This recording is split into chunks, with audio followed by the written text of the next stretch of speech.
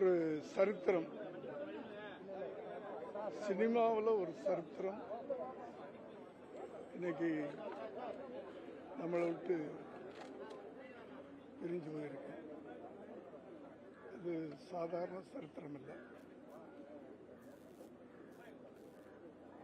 எத்தனையோ ஆண்டுகளுக்கு பிறகு ஒரு நண்பர்களாக ஆரம்பித்த பயணம் ஒவ்வொரு நண்பனா நான் இழந்துட்டு வரேன். அதையெல்லாம் நினைக்கும் போது ரொம்ப கஷ்டமா இருக்குது.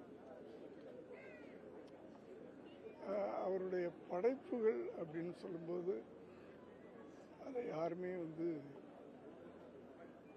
திரைப்படங்களா சினிமாவா நான் பார்க்கறது இல்லை. ஒவ்வொரு படைப்புகளும் அது ஒரு கதை சொல்லும்.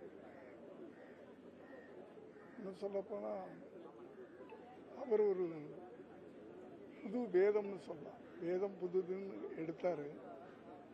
அவரே ஒரு புதிய வேதம் சினிமாவில். அப்படி வாழ்ந்துட்டு இப்பவும் சினிமா இருக்கிற வரைக்கும் அந்த சினிமா ஆரம்பிச்ச ஒவ்வொரு படங்களும் ஆரம்பிக்கும் போது அந்த கைகள் மேல அந்த வாய்ஸ் வருந்தார் தமிழ் மக்கள். அந்த மறக்க முடியாது யாராலையும். அதுலேயும் வேதம் புதிதெல்லாம் உண்மையிலேயே ஒரு புது வேதம். இன்றைய தலைமுறைகள்லாம் படிக்க வேண்டிய பாட புத்தகம் தான் நினைப்பேன். அவருடைய சில படங்கள்,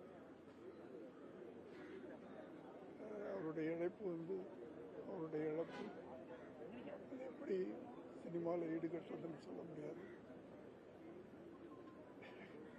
கஷ்டமா இருக்கு, நினைக்கும் போது கஷ்டமா இருக்கு. அவர் ஆத்மா சாந்தி அடையணும். அவர் குடும்பத்துக்கு